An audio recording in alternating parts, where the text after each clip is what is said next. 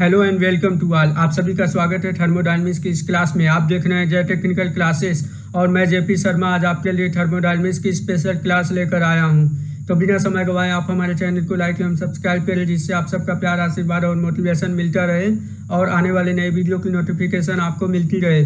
तो आइए शुरू करते हैं आज की क्लास। इस क्लास में मैकेनिकल इंजीनियरिंग का सबसे इम्पोर्टेंट सब्जेक्ट थर्मोडायनेमिक्स के बारे में डिस्कशन करेंगे। थर्मल इंजीनियरिंग के सभी सब्जेक्ट की स्टडी करने से पहले थर्मोडायनेमिक्स को जानना बेहद ज़रूरी है, क्योंकि सभी थर्मल सब्जेक्ट का बेसिक थर्मोडायनेमिक्स से स्टार्ट होती है। जैसे रेफ्रिजरेशन और एयर कंडीशनिंग का बेसिक यहीं से स्टार्ट होती है, आईसी इंजन का बेसिक यहीं से स्टार्ट होती है और पावर प्लांट का बेसिक भी यहीं से स्टार्ट होती है। तो पूरे थर्मल का बेसिक जो है वो यहीं पर है आपका। ओके, थर्मोडायनेमिक्स बहुत ही इम्पोर्टेंट है थर्मल इंजीनियरिंग का। ओके, तो सबसे पहले थर्मोडायनेमिक्स का मतलब क्या है इसको समझते हैं। देखो, थर्मल का मतलब है हीट और डायनेमिक्स का मतलब है मोशन। तो सबसे पहले जब ये सब्जेक्ट आया था तो यह कहा गया कि हीट से रिलेटेड है, लेकिन धीरे धीरे बाद में मालूम चला कि हीट को जनरलाइज कर दिया गया एनर्जी में। ओके, यानी कि एनर्जी इन मोशन। थर्मोडायनेमिक्स का मतलब है एनर्जी इन मोशन, जिसकी डिफिनेशन यहाँ से आती है। It is the science of energy transfer and its effect on the properties of the system. It is the science of energy transfer and its effect on the properties of the system. दो word आया इस definition में, एक properties और एक systems. अच्छे से इनको स्टडी करेंगे थोड़ी देर में। पहले डिफिनेशन का मतलब क्या है इसको समझ लें। थर्मोडायनेमिक्स एक साइंस है एनर्जी ट्रांसफर की। Simple, it is the science of energy transfer and its effect. जब एनर्जी ट्रांसफर होगी तो कुछ न कुछ इफेक्ट तो पड़ेगा ही पड़ेगा। किसके ऊपर? प्रॉपर्टीज ऑफ सिस्टम, सिस्टम की प्रॉपर्टीज के ऊपर। सिस्टम वह एरिया है जिस पे हम स्टडी कर रहे हैं। सपोज करो रूम पर हम स्टडी कर रहे हैं, यहाँ से हीट बाहर चली गई या हीट अंदर आ गई, या जो भी एनर्जी ट्रांसफर हुई है जिसकी वजह से इस रूम के ऊपर क्या इफेक्ट पड़ेगा, वह चीज़ हम थर्मोडायनेमिक्स में स्टडी करेंगे। यह इसकी सिंपल सी डिफिनेशन है। अच्छे से समझ में तब आएगी जब हम प्रॉपर्टीज़ के बारे में अच्छे से स्टडी कर लेंगे और सिस्टम के बारे में अच्छे से स्टडी कर लेंगे। तो सबसे पहले स्टार्ट करते हैं हम कहाँ से? बेसिक कॉन्सेप्ट से। थर्मोडायनेमिक्स में सबसे पहले हम स्टडी करेंगे, कुछ बेसिक होंगे इस सब्जेक्ट के बेसिक कॉन्सेप्ट। इसमें सबसे पहले आता है सिस्टम्स। सिस्टम्स का क्या मतलब होता है? देखो, स्पेस है हमारे पास, इस स्पेस के अंदर एक छोटा सा पार्ट ले लेते हैं जिसके ऊपर हम स्टडी कर रहे होते हैं। उस छोटे से पार्ट को, उस छोटे से रीजन को हम बोलेंगे सिस्टम्स, जिस पार्ट पर हम स्टडी कर रहे होते हैं।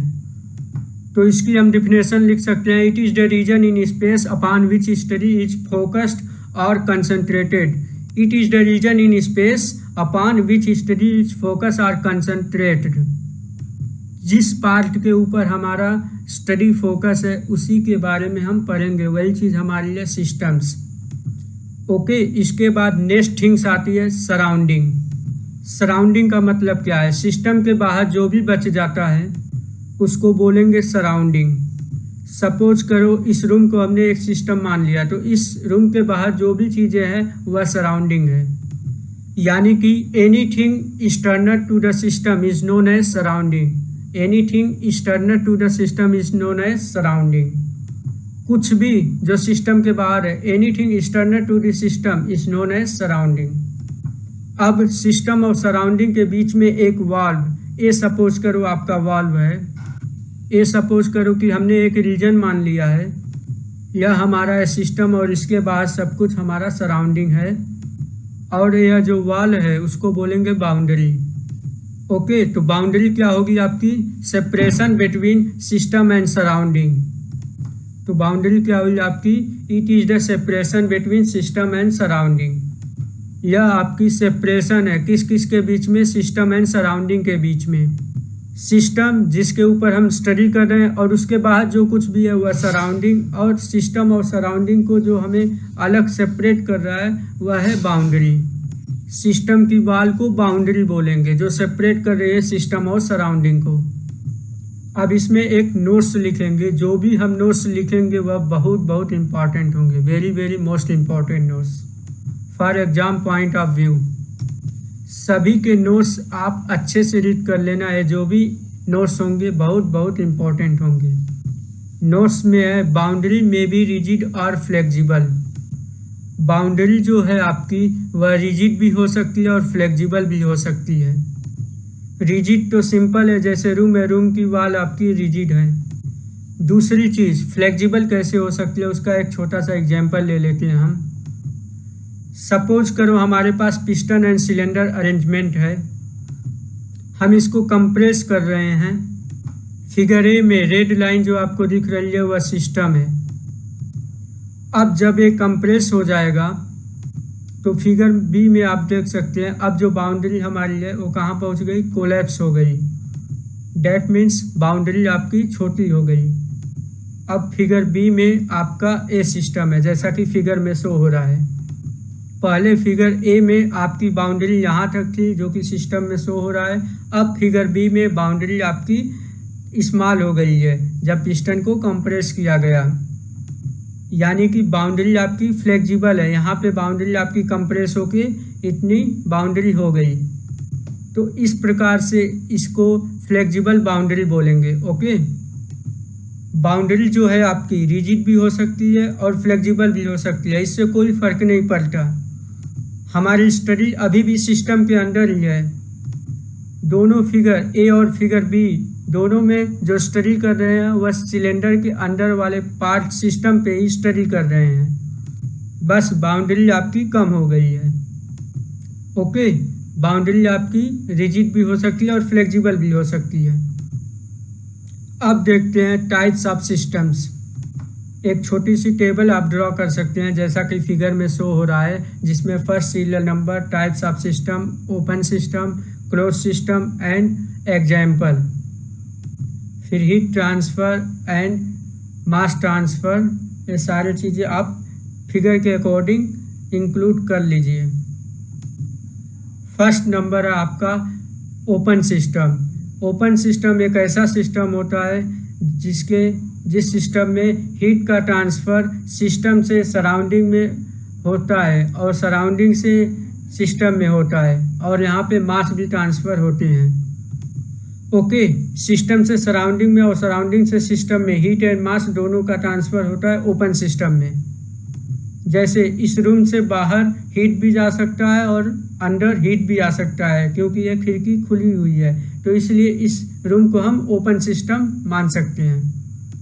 ओके, तो इस रूम से हीट का ट्रांसफ़र ईजिली हो सकता है, क्योंकि एयर इस रूम से बाहर जा भी सकती है और बाहर से एयर आ भी सकती है, क्योंकि विंडो हमारी ओपन हुई है और हीट का ट्रांसफ़र तो होगा ही होगा। क्लियर, तो इसलिए ओपन सिस्टम होगा।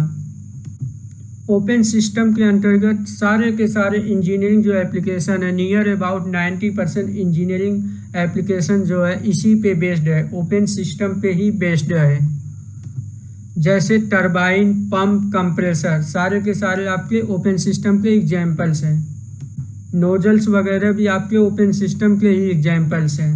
बहुत सारे एग्जाम्पल्स हैं ओपन सिस्टम्स के। ओपन सिस्टम को आप कंट्रोल वॉल्यूम भी बोल सकते हो और फ्लो सिस्टम भी बोल सकते हो। ये इसके और दो नाम हैं। कंट्रोल वॉल्यूम भी ओपन सिस्टम को बोला जाता है और फ्लो सिस्टम भी ओपन सिस्टम को ही बोला जाता है। Second, closed system. Closed system को हम नॉन फ्लो सिस्टम भी बोल देते हैं। इसका मतलब क्या है, हीट तो ट्रांसफ़र हो सकती है लेकिन मास का ट्रांसफ़र नहीं होगा, मतलब फ्लो नहीं हो रहा, मैटर का फ्लो नहीं हो रहा है, मैटर का फ्लो नहीं हो रहा है, इसलिए नॉन फ्लो सिस्टम बोलते हैं इसको। लेकिन हीट का ट्रांसफ़र हो सकती है, हीट बाहर भी जा सकती है और अंदर भी आ सकती है, लेकिन मास का ट्रांसफ़र नहीं हो सकता। जैसे एग्जाम्पल्स में क्लोज्ड टिफ़िन बॉक्स जो मेटल्स का होता है, मेटल्स का है, क्लोज्ड है, टिफ़िन बॉक्स है, क्लोज्ड है, बंद है, तो उससे बाहर नहीं जा सकता आपका मास, लेकिन हीट बाहर जा सकती है। अगर उसमें कुछ गर्म सब्जी डालोगे तो कुछ देर में वो ठंडी हो जाएगी। या और एग्जाम्पल आप देख सकते हो, piston cylinder without valve. Valve के बिना पिस्टन सिलेंडर का जो अरेंजमेंट होगा उसको भी हम क्लोज्ड सिस्टम बोलेंगे। जब वाल्व ही नहीं होगा तो मैटर आपका बाहर नहीं जाएगा, यानी कि मास आपका बाहर नहीं जाएगा और ना ही अंदर आएगा। यानी कि हीट जो है बाउंड्री से ट्रांसफ़र हो सकती है लेकिन मास का ट्रांसफ़र नहीं हो सकती। Third system, isolated systems. Closed system का एक और नाम है कंट्रोल मास सिस्टम्स। क्लोज सिस्टम को कंट्रोल मास भी कहते हैं। आइसोलेटेड सिस्टम में सिस्टम से सराउंडिंग में, सराउंडिंग से सिस्टम में हीट ट्रांसफ़र नहीं हो सकती और मास ट्रांसफ़र नहीं होता। ना ही हीट अंदर आए, ना ही हीट बाहर जाए और ना ही मास का ट्रांसफ़र हो, उसको हम बोलेंगे आइसोलेटेड सिस्टम्स। अब आइसोलेटेड सिस्टम को, जो हमारा यूनिवर्स है, उसको मान के चलते हैं कि इस यूनिवर्स से ना तो हीट बाहर जाती है और ना बाहर से इस यूनिवर्स में हीट आती है। हमारे यूनिवर्स से ना तो हीट बाहर जाती है, ना ही हीट अंदर आती है और ना ही मास बाहर जाती है, ना ही मास अंदर आती है। तो इसलिए जो यूनिवर्स है उसको आइसोलेटेड सिस्टम में रखा गया है। तो इस प्रकार यूनिवर्स को आइसोलेटेड सिस्टम मान के चलेंगे हम। दूसरा, जो थर्मल फ्लास्क होती है जिसमें आप चाय रखने के लिए यूज करते हैं। सपोज करो आपने चाय रख दिया थर्मल फ्लास्क में, तो 3-4 घंटे तक ठंडी नहीं होती। हाँ, नो डाउट उसमें हीट ट्रांसफ़र थोड़ी बहुत होती है, बट इंस्टेंटेनियस नहीं होती।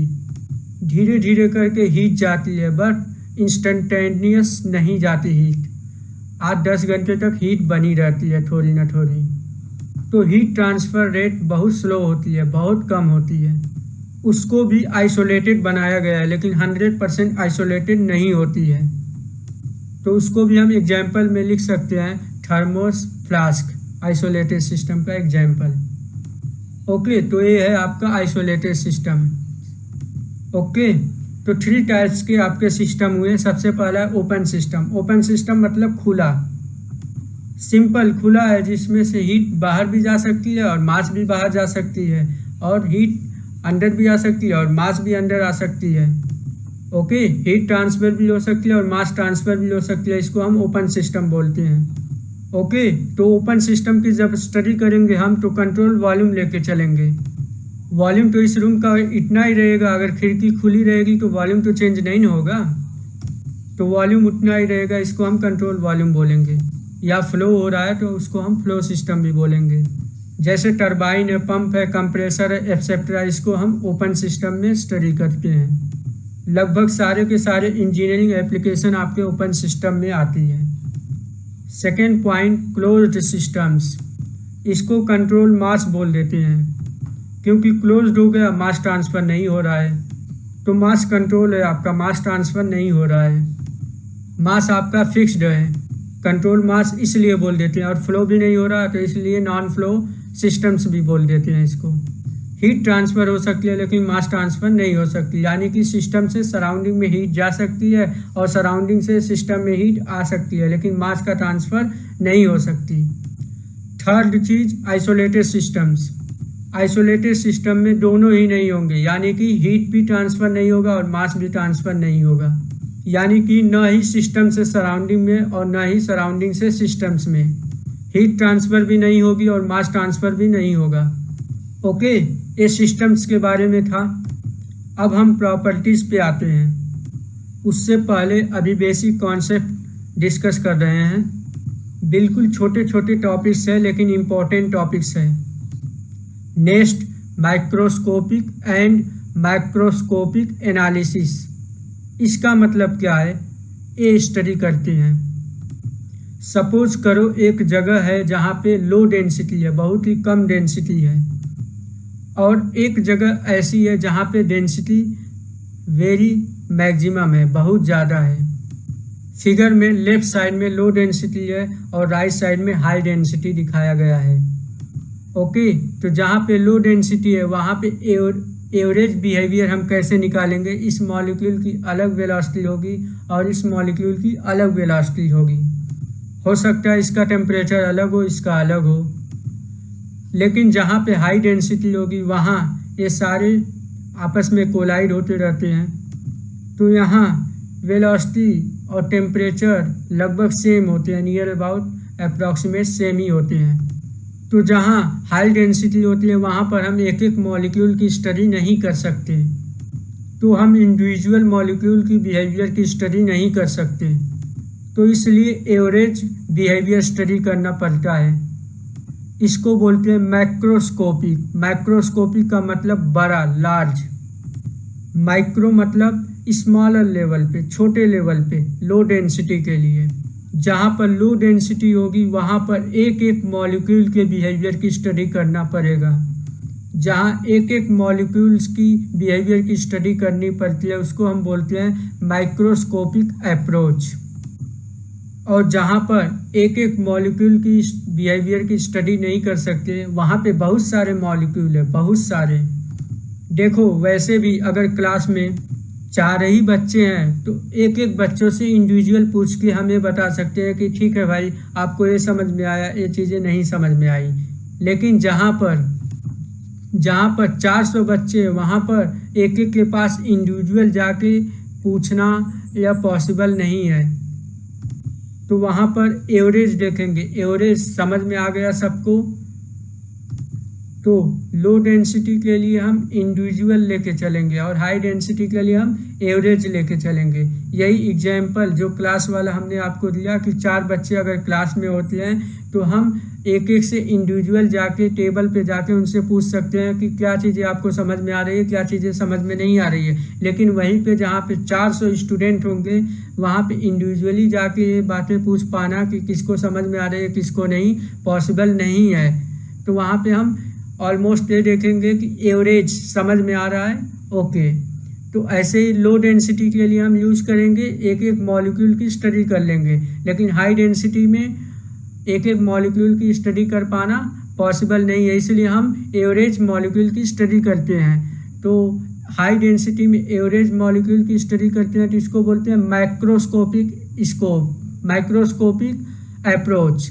और जहाँ पे हम इंडिविजुअल मॉलिक्यूल की स्टडी करते हैं डेट मीन्स की लो डेंसिटी, उसको बोलते हैं माइक्रोस्कोपिक अप्रोच। ओके। तो माइक्रोस्कोपिक की डिफिनेशन हम देख लेते हैं। In microscopic approach the behaviour of individual molecule is taken into consideration. Okay. Microscopic approach में अलग अलग मॉलिक्यूल के बिहेवियर की स्टडी की जाती है। And this approach is known as statical thermodynamics. इस अप्रोच को स्टैटिकल थर्मोडायनेमिक्स के नाम से जाना जाता है। और यह अप्रोच कहाँ पर चलेगी आपकी, जहाँ पर लो डेंसिटी होगी। This approach is useful at low density और at higher altitudes. Higher altitudes, जितना हम अर्थ के सरफेस से ऊपर होते जाएंगे एयर की डेंसिटी कम होती जाएगी और काफ़ी हाइट ऊपर जाने के बाद बहुत कम डेंसिटी हो जाएगी वहाँ पर। तो वहाँ पर इस अप्रोच का, माइक्रोस्कोपिक अप्रोच का यूज किया जाता है। माइक्रोस्कोपिक अप्रोच का एनालिसिस करते हैं क्योंकि वहाँ पे मॉलिक्यूल्स कम है तो इसलिए माइक्रोस्कोपिक एनालिसिस करते हैं। रोहतांग के पास में हाईएस्ट, सबसे ऊंचाई पे वहाँ पे एक ऐसी जगह है जहाँ पे आपकी गाड़ी चल सकती है। वर्ल्ड का हाईएस्ट मोटरेबल प्लेस है वहाँ पे, जहाँ पे सबसे ऊंचाई पे गाड़ी चल सकती है, रोहतांग के पास में है ये। उसकी हाइट 3300 मीटर के लगभग थी, यानी मतलब कि 3.3 किलोमीटर के अप्रॉक्सीमेट। तो वहाँ पर जाने के बाद एल्टीट्यूड ज़्यादा हो गया तो एयर की डेंसिटी डिफिनेटली कम होगी, तो ऑक्सीजन भी कम होगी। अगर डेंसिटी कम होगी तो ऑक्सीजन हमारी बॉडी को फुल नहीं मिल पाती, इसलिए वहाँ पे जल्दी जल्दी सांस लेते हैं। ओके। तो माइक्रोस्कोपिक अप्रोच इंडिविजुअल मॉलिक्यूल के बिहेवियर के लिए स्टडी करते हैं और इसका नाम है स्टैटिकल थर्मोडायनेमिक्स, जो हम स्टडी नहीं करेंगे फिलहाल इस सेशन के लिए क्योंकि यह हायर एजुकेशन लेवल के लिए है। Statical thermodynamics, statical thermodynamics higher level पर स्टडी का सब्जेक्ट है। हम जो स्टडी करेंगे वो माइक्रोस्कोपिक एनालिसिस की स्टडी करेंगे। और यही माइक्रोस्कोपिक एनालिसिस हमारे सिलेबस में भी है। तो आइए देखते हैं माइक्रोस्कोपिक एनालिसिस क्या होगा। In microscopic approach the behaviour of individual molecules is not taken into consideration. In macroscopic approach, the behavior of individual molecule is not taken into consideration, but the average behavior taken into the consideration. क्या करते हैं, average behaviour लेते हैं, individual molecule की behaviour नहीं लेंगे, average behaviour लेंगे। तो इस अप्रोच को बोलते हैं, this approach is known as classical thermodynamics. और यही हम स्टडी करेंगे। हमारी जो थर्मोडायनेमिक्स है वो क्लासिकल थर्मोडायनेमिक्स है, यही हम स्टडी करेंगे। ओके, तो हमारी थर्मोडायनेमिक्स जो क्लासिकल थर्मोडायनेमिक्स है जिसके बारे में हम स्टडी करेंगे, इसमें हम एक एक इंडिविजुअल मॉलिक्यूल की स्टडी, बिहेवियर की स्टडी नहीं करना है, बल्कि हमें एवरेज मॉलिक्यूल की बिहेवियर की स्टडी को करना है। हम एवरेज बिहेवियर स्टडी करेंगे। ओके, एवरेज बिहेवियर क्या है, सारे मॉलिक्यूल का एवरेज। ओके, आई थिंक यहाँ तक कोई डाउट नहीं होना चाहिए, बहुत सिंपल चीज़ें हैं। नेक्स्ट अभी बेसिक कॉन्सेप्ट ही स्टडी कर रहे हैं, इसमें आता है प्योर सब्सटेंस। ओके, सिंपल है, इसकी डिफिनेशन देख लेते हैं। A substance is said to be a pure substance. It is of constant chemical composition through its volume. A substance is said to be a pure substance if it is of constant chemical composition throughout its volume. यानी कि जो इसके पूरे volume में जो chemical composition है वह क्या हो, कांस्टेंट हो। केमिकल कंपोजिशन कांस्टेंट होने चाहिए। मतलब क्या है, अब यहाँ पे भी बहुत सारे लोग कंफ्यूज हो जाते हैं। सपोज करो हमारे पास एक बर्तन है, एक वेसल्स है, इसके निचले सरफेस में लिक्विड वाटर है और उसके ऊपर यहाँ पर कुछ आइस भी है जो कि फिगर में आप देख रहे हैं, और सबसे ऊपर वेपर्स हैं। ओके, वाटर है, आइस है और वेपर्स भी हैं। अच्छा, वाटर का केमिकल फार्मूला क्या होता है, H2O होता है। ओके, और आइस का अलग होता है क्या, इसका भी H2O होता है। और फिर वेपर्स का, इसका भी H2O केमिकल फार्मूला होते हैं। ओके, यानी कि तीनों को अगर ऐड कर दिया जाए, vapours plus ice plus water, यानी कि अगर पूछा जाए water plus ice plus vapours क्या प्योर सब्सटेंस है, बिल्कुल है, क्योंकि तीनों में केमिकल कंपोजिशन आपका सेम है, केमिकल फार्मूला जो है वो सेम है। ओके, इसी को बोलेंगे प्योर सब्सटेंस। पूरे वॉल्यूम के अंदर केमिकल कंपोजिशन सबका सेम है, इसको बोलेंगे हम प्योर सब्सटेंस। यानी कि इसके एग्जाम्पल में लिख सकते हो आप ice plus water plus vapours, या कुछ भी और भी लिख सकते हो, liquid nitrogen plus gas form में नाइट्रोजन्स, ये भी तो नाइट्रोजन्स है। ओके, तो ये भी एग्जाम्पल हो जाएंगे, इसको बोलेंगे प्योर सब्सटेंस। ओके, तो समझ में आया, केमिकल कंपोजिशन आपके सेम होने चाहिए पूरे के पूरे वॉल्यूम में या पूरे के पूरे मिक्सर में जो आप ले रहे हो उसमें केमिकल कंपोजिशन आपके सेम होने चाहिए, केमिकल फार्मूला आपके सेम होने चाहिए, इसको बोलेंगे प्योर सब्सटेंस। अब नेक्स्ट बेसिक कॉन्सेप्ट में आता है thermodynamics equilibrium. Thermodynamics equilibrium, thermodynamics equilibrium का मतलब क्या है, देखो, a system is said to be in thermodynamics equilibrium if it is in, a system is said to be in thermodynamics equilibrium if it is in, सबसे पहला thermal equilibrium, second number पर mechanical equilibrium, and third number पे chemical equilibrium. यानी कि एक system को हम कब कहेंगे कि ये थर्मोडायनेमिक्स इक्विलिब्रियम में है, जब ये तीनों इक्विलिब्रियम में हो गए, थर्मल इक्विलिब्रियम होगा, मैकेनिकल इक्विलिब्रियम होगा और केमिकल इक्विलिब्रियम होगा। थर्मल इक्विलिब्रियम का मतलब है temperature same, equality of temperature. Temperature जब सेम होगा तो थर्मल इक्विलिब्रियम बोलेंगे। एक बॉडी और दूसरी बॉडी, इन दोनों बीच के बॉडी के थर्मल इक्विलिब्रियम कब मानेंगे? जब दोनों का टेम्परेचर सेम होगा। टेम्परेचर सेम होगा तो थर्मल इक्विलिब्रियम। दूसरा मैकेनिकल इक्विलिब्रियम। मैकेनिकल इक्विलिब्रियम तो पता होना चाहिए आपको, मैकेनिकल के स्टूडेंट हो। Equality of forces and pressure. Suppose करो इस बॉडी पर एक फोर्स यहाँ लग रहा है और एक फोर्स यहाँ लग रहा है। जिस ओर फोर्स ज़्यादा लग रहा है उस ओर बॉडी आपकी मूव करेगी। बट अगर दोनों फोर्स सेम मैग्नीट्यूड के होंगे तो वो बॉडी आपकी फिक्स रहेगी। दोनों तरफ से सेम फोर्स लग रहा होगा तो बॉडी आपकी स्थिर रहेगी। यानी कि फोर्सेस और प्रेशर सेम होना चाहिए, equality of forces and pressure. तभी हम बोलेंगे कि वस्तु हमारी, ऑब्जेक्ट हमारी मैकेनिकल इक्विलिब्रियम में, यानी कि बॉडी हमारी मूव नहीं कर रही है। थर्ड है chemical equilibrium, equality of chemical potential. Equality of chemical potential का मतलब क्या है? देखो, दो केमिकल आपस में तभी रिएक्ट करते हैं जब उसका पोटेंशियल अलग अलग हो।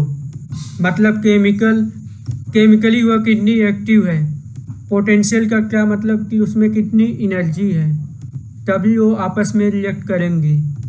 अगर केमिकल पोटेंशियल सेम होगा तो वो कभी भी रिएक्ट नहीं करेंगी। ओके, तो केमिकल इक्विलिब्रियम का मतलब है कि उसमें केमिकली इनएक्टिव हो, केमिकली रिएक्शन ना हो रही हो, केमिकल पोटेंशियल सेम हो। तो जब यह तीनों एक साथ इक्विलिब्रियम में हो जाएंगे तो उस सिस्टम को हम बोलेंगे कि वह सिस्टम थर्मोडायनेमिक इक्विलिब्रियम में है। फिर से देख लो, थर्मोडायनेमिक इक्विलिब्रियम का क्या मतलब है कि सिस्टम हमारी थर्मल इक्विलिब्रियम में हो, मैकेनिकल इक्विलिब्रियम में हो, प्लस केमिकल इक्विलिब्रियम में हो। जब ये तीनों इक्विलिब्रियम में होंगे तभी हम बोलेंगे कि वह सिस्टम हमारी थर्मोडायनेमिक इक्विलिब्रियम में है। ओके, चलो आगे चलते हैं। अब हमने दो शब्द पढ़े थे स्टार्टिंग में थर्मोडायनेमिक्स के डिफिनेशन में, एक सिस्टम से दूसरा प्रॉपर्टीज। सिस्टम तो आपको समझ में आ गया होगा, प्रॉपर्टीज़ के बारे में हम स्टडी करेंगे। हमारी जो डिफिनेशन थी थर्मोडायनेमिक्स की वह क्या थी? It is a science of energy transfer and its effect at the properties of the systems. System की प्रॉपर्टीज़ पे क्या इफेक्ट होगा, वह जो वर्ड है सेकेंड वर्ड प्रॉपर्टीज़, उसके बारे में हम स्टडी करेंगे। प्रॉपर्टीज़ क्या होती है? बिल्कुल सिंपल सा वर्ड है properties, that means characteristics. Hindi में विशेषताएं। जैसे आपको याद हो जब आप छोटे बच्चे थे तो गाय का प्रस्ताव लिखते थे, काऊ का प्रस्ताव लिखते थे। कैसे लिखते थे? काऊ के ऊपर क्या क्या लिखते थे? गाय के दो सींग होते हैं, गाय हमारी माता है, चार पैर होते हैं, चार थन होते हैं, इस टाइप्स के। वो चीज़ क्या है? वो चीज़ आपकी सारी कैरेक्टरिस्टिक्स है। किसकी है? काऊ की। दो सींग, चार पैर, चार थन, एक पूंछ, ये सब क्या है? ये सब उसकी कैरेक्टरिस्टिक्स है, ये सब उसकी विशेषताएं हैं। ऐसे ही प्रॉपर्टीज किसके बारे में पढ़ रहे हैं? सिस्टम के बारे में। तो इस प्रकार से सिस्टम की जो सारी विशेषताएं होंगी उसको हम बोलेंगे प्रॉपर्टीज ऑफ सिस्टम्स, यानी कि characteristics of a system are the properties of systems. यानी कि सिस्टम की क्या क्या प्रॉपर्टीज हो सकती है। यह रूम है, सपोज करो इस पे हम स्टडी कर रहे हैं, इसकी क्या क्या प्रॉपर्टीज होगी, इस रूम की क्या प्रॉपर्टीज होगी। यहाँ पर क्या है? एयर है, रूम के अंदर क्या भरी हुई है? एयर। एयर की क्या क्या प्रॉपर्टीज हो सकती है? प्रेशर, एयर का प्रेशर क्या है, टेम्परेचर क्या है। ओके, ये इसकी विशेषताएं हैं, प्रॉपर्टीज है। प्रेशर, टेम्परेचर, मास, वॉल्यूम, डेंसिटी, स्पेसिफिक ग्रेविटी या स्पेसिफिक डेंसिटी लिख सकते हैं, specific volume, thermal conductivity, electrical conductivity, internal energy, etcetera. बहुत सारे सब टाइप्स की एनर्जी। काइनेटिक एनर्जी क्या है, पोटेंशियल एनर्जी क्या है, स्पेसिफिक काइनेटिक एनर्जी क्या है, स्पेसिफिक पोटेंशियल एनर्जी क्या है। ओके, लुमिनस इंटेंसिटी क्या है? तो बहुत सारे प्रॉपर्टीज़ जो भी कैरेक्टरिस्टिक्स आप डिफाइन कर सकते हो एक सिस्टम के लिए, वो सभी के सभी क्या होंगे? आपके प्रॉपर्टीज़। यह है आपकी कैरेक्टरिस्टिक्स। ओके, अब तो ए हो गया, लेकिन प्रॉपर्टीज़ भी 2 टाइप्स की होती है। प्रॉपर्टीज़ और ऑफ 2 टाइप्स। सबसे पहली इंटेंसिव, और इसका दूसरा नाम है इंट्रिंसिक। सेकंड है आपकी एक्सटेंसिव या फिर एक्सट्रिंसिक। अब 2 नाम है, एक इंटेंसिव प्रॉपर्टीज और एक एक्सटेंसिव प्रॉपर्टीज। इंटेंसिव प्रॉपर्टीज वह प्रॉपर्टीज है जो मास पर डिपेंड नहीं करती, इंडिपेंडेंट ऑफ मास, और एक्सटेंसिव वो प्रॉपर्टीज है जो मास पर डिपेंड करती है, जो मास पर डिपेंड करती है। ओके, ये कैसे करती है ये भी स्टडी करेंगे, लेकिन सबसे पहले कन्फ्यूजन होता है। कन्फ्यूजन क्या होता है कि इंटेंसिव वाली मास पे डिपेंड करती है या एक्सटेंसिव वाली मास पे डिपेंड करती है। जब भी आप एग्ज़ाम में जाएंगे तो ये बहुत ज़्यादा कन्फ्यूजन होता है कि इंटेंसिव वाली मास पे डिपेंड करती है या फिर एक्सटेंसिव वाली मास पे डिपेंड करती है।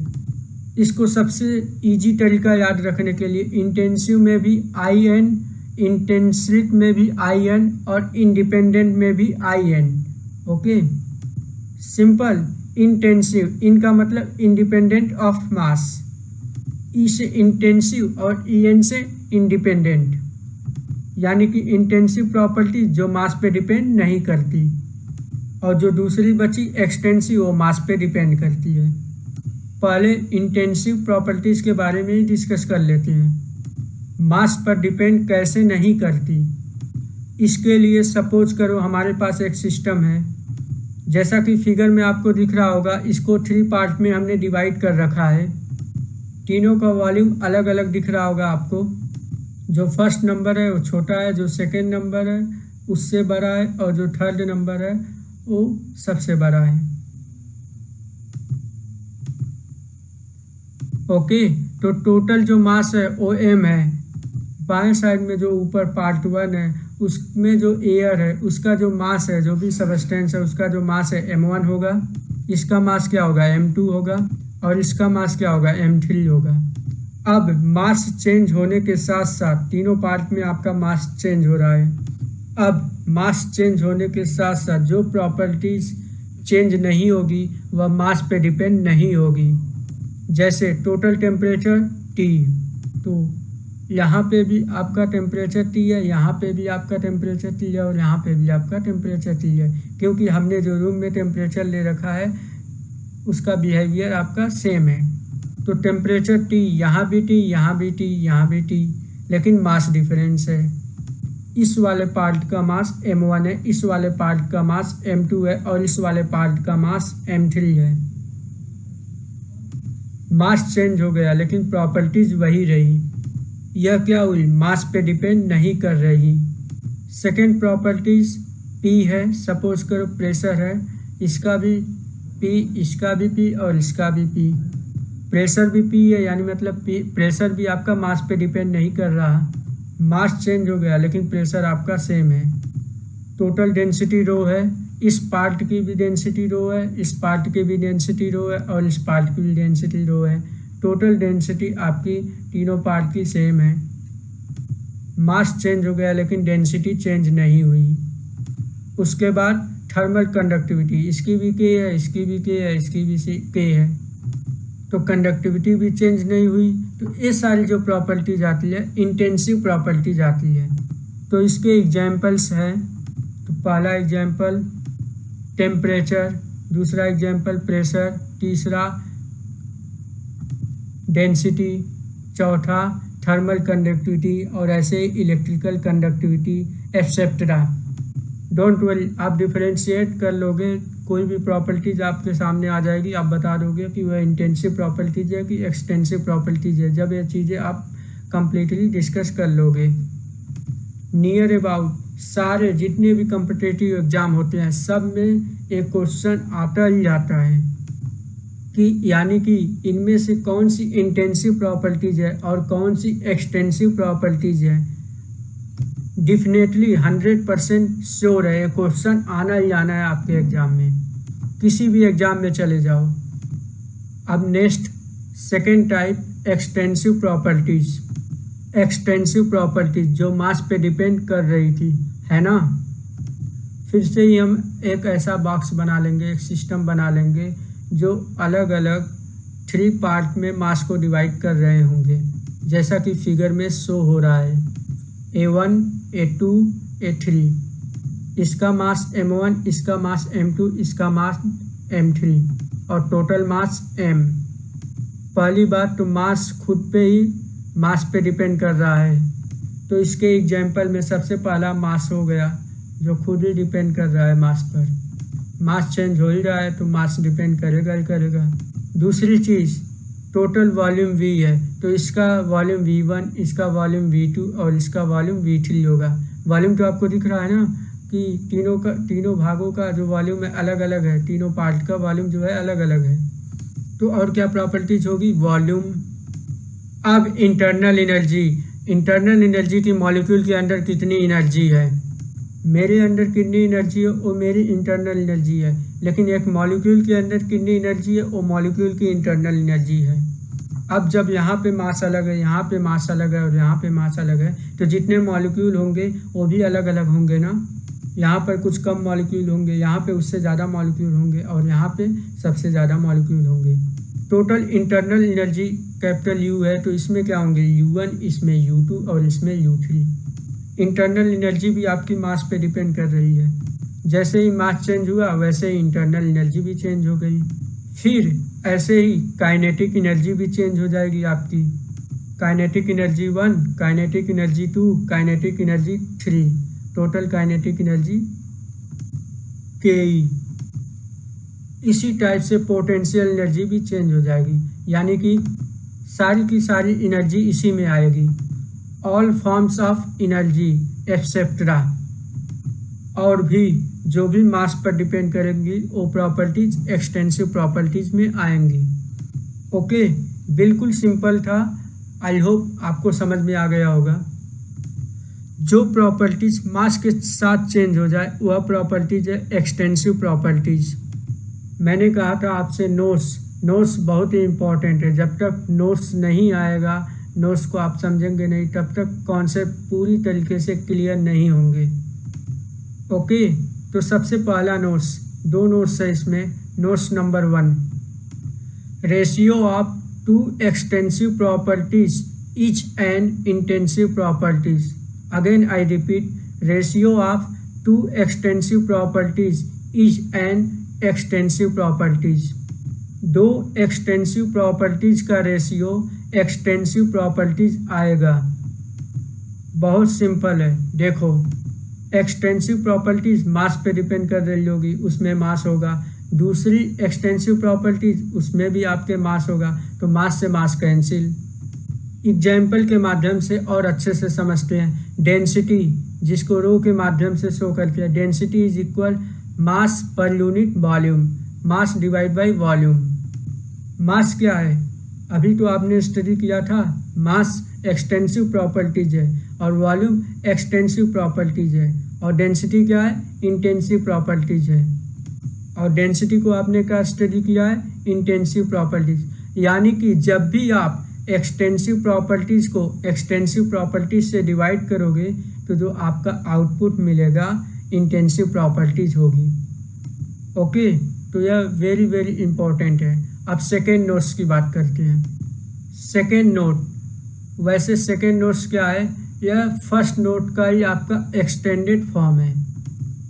All specific properties are intensive properties, all specific properties are intensive properties. यानी कि सारी की सारी जो स्पेसिफिक प्रॉपर्टीज है वह इंटेंसिव प्रॉपर्टीज है, सिर्फ एक को छोड़ के, एक्सेप्ट स्पेसिफिक डेंसिटी, सिर्फ स्पेसिफिक डेंसिटी को छोड़कर।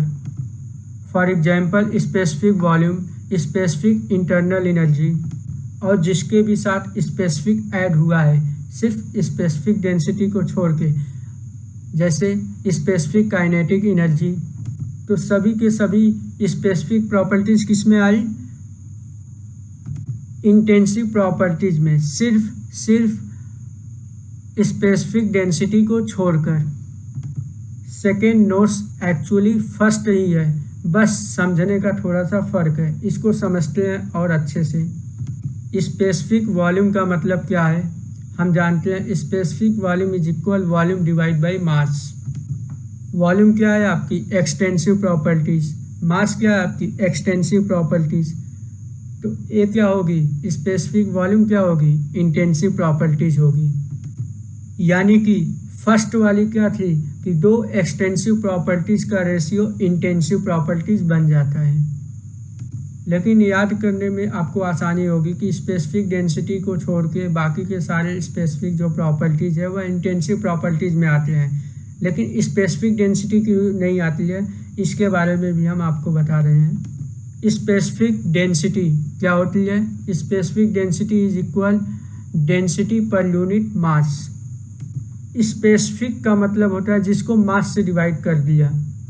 जिस क्वांटिटीज के आगे स्पेसिफिक लिखा हुआ है यानी कि उसकी मतलब है उस क्वांटिटीज को आपने मास से डिवाइड कर दिया। डेंसिटी क्या है? डेंसिटी पहले से ही इंटेंसिव है ना, और मास क्या है आपका? एक्सटेंसिव प्रॉपर्टीज है। यानी कि हमारा फार्मूला एक्सटेंसिव बाई एक्सटेंसिव पे था, इंटेंसिव बाई एक्सटेंसिव पे नहीं था, तो इसलिए वो फार्मूला आपका यहाँ पे लागू नहीं होगा। इसलिए स्पेसिफिक डेंसिटी को छोड़कर स्पेसिफिक प्रॉपर्टीज जो है वह इंटेंसिव प्रॉपर्टीज होगा, क्योंकि इस फार्मूले में इंटेंसिव बाई एक्सटेंसिव भी करेंगे तो हमें एक्सटेंसिव ही मिलेगा। ओके, तो स्पेसिफिक डेंसिटी हमारी एक्सटेंसिव प्रॉपर्टीज है। चूँकि डेंसिटी हमारी इंटेंसिव प्रॉपर्टीज थी और मास एक्सटेंसिव, तो intensive ratio by extensive properties ही होगी। अब हम स्पेसिफिक काइनेटिक एनर्जी का एग्जांपल लेते हैं। Specific kinetic energy is equal kinetic energy divide by mass. जो काइनेटिक एनर्जी है हमारी वह इंटेंसिव प्रॉपर्टीज है। ओके, सॉरी, जो काइनेटिक एनर्जी है आपकी वह एक्सटेंसिव प्रॉपर्टीज है, और जो मास है आपकी वह भी एक्सटेंसिव प्रॉपर्टीज है। तो एक्सटेंसिव और एक्सटेंसिव क्या हो गया आपका? इंटेंसिव प्रॉपर्टीज हो गई। यानी कि स्पेसिफिक काइनेटिक एनर्जी भी हमारी इंटेंसिव प्रॉपर्टीज होगी। ओके, चलो थोड़ा और डीपली में जाते हैं। तो काइनेटिक एनर्जी का फार्मूला होता है हाफ mv², और मास को m नीचे हमने शो किया। मास से मास कैंसिल, हाफ v² बच गया। वेलोसिटी मास पे डिपेंड नहीं करती है। क्या बचा आपके पास? Half v²। जो क्या बची? इंटेंसिव प्रॉपर्टीज बची। ऊपर वाला भी एक्सटेंसिव प्रॉपर्टीज था, नीचे वाला भी एक्सटेंसिव प्रॉपर्टीज है, तो मास से मास कैंसिल हो गया, तो अब मास बचा ही नहीं, तो यानी मतलब कि ये इंटेंसिव प्रॉपर्टीज होगी जो मास पे डिपेंड नहीं करती है। इसी को बोलेंगे intensive properties. Okay, I hope आपको समझ में आया होगा। बहुत सिंपल रहा, बहुत सिंपल था। फिर से बता देता हूँ, एक्सटेंसिव प्रॉपर्टीज आपकी मास पे डिपेंड करती है और इंटेंसिव प्रॉपर्टीज आपकी मास पे डिपेंड नहीं करती। अब नोट्स इसमें बहुत ज़्यादा इम्पोर्टेंट है। दो एक्सटेंसिव प्रॉपर्टीज का जो रेशियो होगा उसको इंटेंसिव प्रॉपर्टीज बोलेंगे। और दूसरा नोट्स क्या हो गया? सारी की सारी स्पेसिफिक प्रॉपर्टीज आपकी इंटेंसिव प्रॉपर्टीज है, सिर्फ स्पेसिफिक डेंसिटी को छोड़कर। और वो भी हमने आपको बता दिया कि स्पेसिफिक डेंसिटी क्यों नहीं है। अगर कोई भी चीज़ आपको समझ में नहीं आई है तो आप हमारे वीडियो के कमेंट बॉक्स में लिख सकते हैं कि क्या चीज़ें आपको समझ में नहीं आई। मैं कोशिश करूंगा नेक्स्ट वीडियो में और उसे अच्छे से एक्सप्लेन करने की, जो चीज़ें आपको समझ में नहीं आई है। तो प्लीज़ आप कमेंट ज़रूर कीजिएगा इस वीडियो के डिस्क्रिप्शन बॉक्स में। So thank you all of you, आप सभी का धन्यवाद। आज के लिए बस इतना ही।